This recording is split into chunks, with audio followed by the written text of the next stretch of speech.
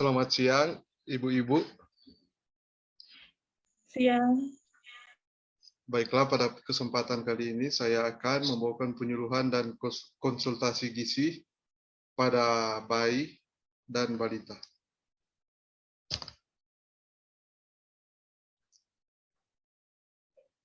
Pengertian gizi seimbang.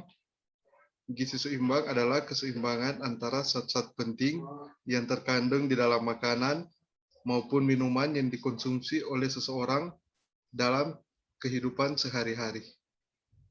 Setiap orang harus makan dan minum minuman yang mengandung 3 zat gizi utama yang cukup jumlahnya, baik zat tenaga, zat pembangun, dan zat pengatur. Gizi seimbang adalah susunan makanan sehari-hari yang mengandung zat-zat gizi dalam jenis dan jumlah yang sesuai dengan kebutuhan tubuh dengan memerhatikan prinsip keanekaragaman atau variasi makanan, aktivitas fisik, kebersihan, dan berat badan ideal. Dapat disimpulkan bahwa gizi seimbang adalah keseimbangan antara zat-zat penting yang terkandung di dalam makanan maupun minuman yang dikonsumsi oleh seseorang dalam kehidupan sehari-hari. Mengandung zat-zat gizi dalam jenis dan jumlah yang sesuai dengan kebutuhan tubuh, dengan memerhatikan prinsip keanekaragaman atau variasi makanan, aktivitas fisik, kebersihan, dan berat badan ideal. Untuk pemberian makan pada balita umur 6-12 tahun, berikan air susu ibu sesuai dengan keinginan anak. Berikan bubur nasi ditambah telur, ikan, tempe, tahu, daging sapi, wortel, bayam, kacang hijau, santan, atau minyak. Makanan tersebut diberikan 3 kali sehari. Setiap kali makan diberikan sebagai berikut. Untuk kelompok umur 6 bulan, 6 sendok, 7 bulan, 7 sendok, dan seterusnya, sampai dengan 11 bulan. Berikan juga makanan selingan 2 kali sehari di antara waktu makan, seperti bubur kacang hijau, pisang, biskuit, nagasari, dan sebagainya. Sampai di sini masih bisa diikuti, Ibu-ibu? Bisa. Oke. Nah, ini ada tabel kelompok umur, macam makanan, pemberian makanan sehari. Nanti saya share printout-nya. Mengatur makanan anak usia 1-5 tahun. Bahan makanan sumber kalori harus dipenuhi, baik berasal dari makanan pokok, minyak, dan zat lemak seperti gula. Berikan sumber protein nabati dan hewani.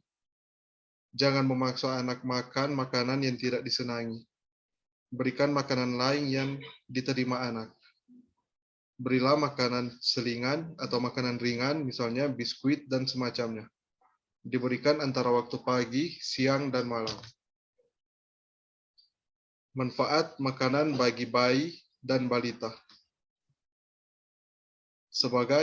Pertama, sebagai sumber zat tenaga, yaitu makanan sebagai zat tenaga, karbohidrat, dan lemak adalah makanan yang berfungsi untuk menghasilkan tenaga untuk aktivitas sehari-hari, contohnya bekerja dan berolahraga.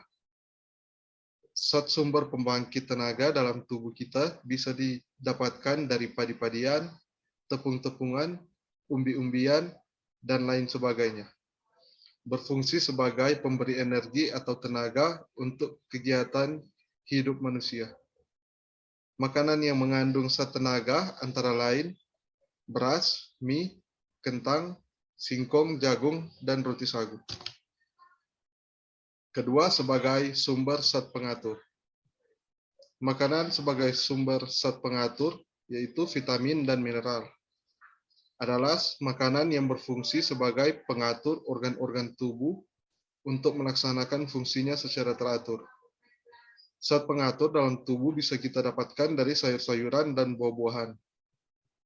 Fungsi utama dari zat pembangun adalah untuk memberi tubuh perlindungan maksimal terhadap serangan penyakit makanan yang mengandung zat pengatur antara lain kangkung, daun singkong, bayam, sawi hijau, kacang panjang, jeruk pepaya, nanas, nangka, mangga, dan lain-lain.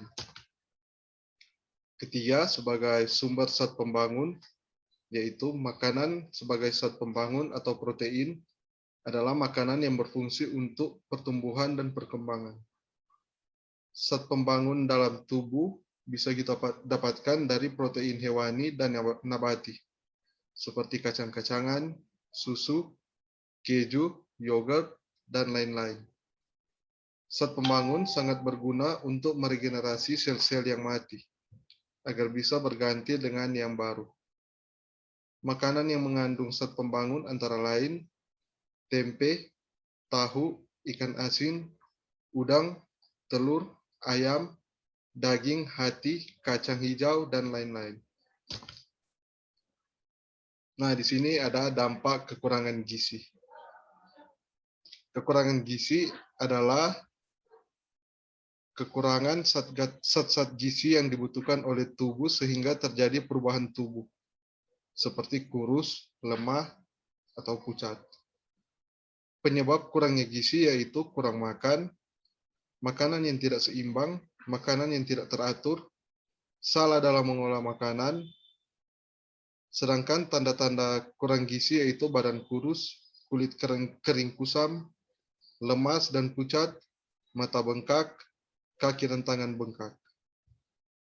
Akibat dari kurang gizi itu sendiri, gangguan pertumbuhan menjadi terhambat, mudah sakit, dan kurang cerdas. Untuk meningkatkan zat gizi anak yang baik, dapat diciptakannya lingkungan yang dapat menimbulkan selera makan anak, seperti makan bersama, alat makan yang menarik, serta ajak anak bercerita. Sangat diperhatikan untuk menyajikan makanan bagi balita yang benar, yaitu jumlah yang sesuai dan tidak berlebihan. Makanan yang bervariasi, makanan yang bersih, serta tidak memberikan cemilan sebelum mereka makan. Cara memasak yang tepat, yaitu cara memasak yang perlu diperhatikan oleh ibu dalam melakukan pengolahan makanan yang dikonsumsi oleh tiap anggota keluarga. Adapun yang dianjurkan adalah merebus, mengukus, menumis, memanggang, membakar sampai makanan matang. Dalam mengolah makanan harus diperhatikan jenis bahan makanan yang ada. Misalnya sayuran sebelum dipotong dicuci terlebih dahulu dan dalam merebus atau mengukus tidak boleh lebih dari 20 menit. Sedangkan dalam menggoreng, ikan tidak boleh sampai kering. Hal ini diharapkan agar kandungan yang bermanfaat bagi tubuh dalam makanan tidak hilang sehingga kandungan makanan dapat berguna bagi tubuh. Terima kasih. Untuk ibu-ibu sampai di sini ada yang belum mengerti? Sudah. Oh, sudah mengerti. Kalau begitu, bisa saya tanyakan 1 atau 2 pertanyaan? Bisa. Silakan, Pak.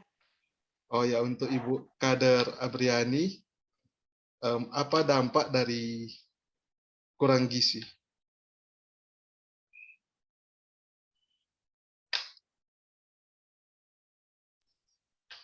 Yang menjadi dampak dari kekurangan gizi adalah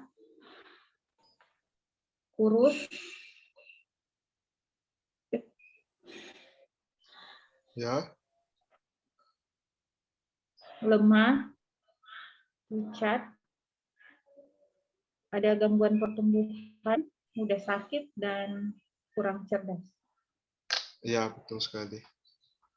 Nah, untuk pertanyaan kedua, saya tujukan kepada ibu yang mempunyai balita, Ibu Mace.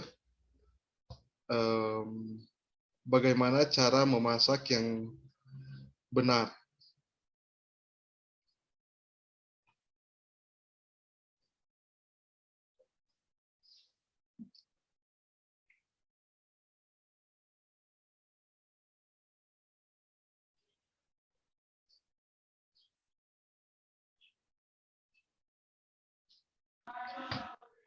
Cara memasak yang tepat.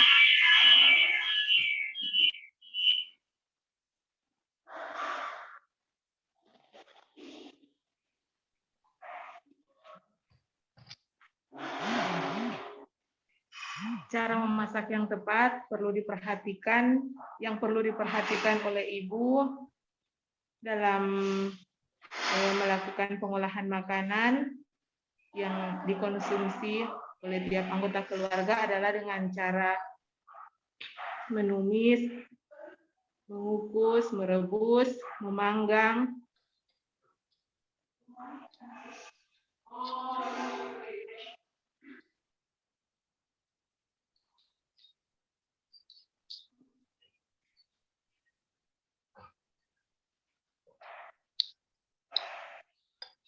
Membakar sampai makanan jadi matang. Ya, Dalam cukup. mengolah makanan, harus diperhatikan juga jenis bahan makanan yang ada, misalnya sayuran sebelum dipotong-potong, dicuci terlebih dahulu, dan dalam merebus atau mengukus, tidak boleh lebih dari 20 menit. Ya, bagus sekali.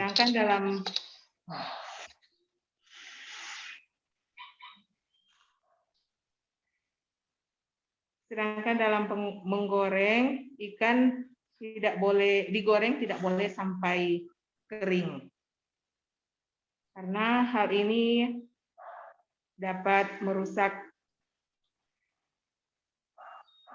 makanan. Ya, jawaban yang Terima sangat kasih. baik, dan semoga dalam penyuluhan konsultasi gizi hari ini, ibu-ibu bisa lebih memperhatikan kualitas makanan dan minuman untuk anak balitanya. Demikian saya sampaikan, banyak terima kasih atas partisipasi dari ibu-ibu.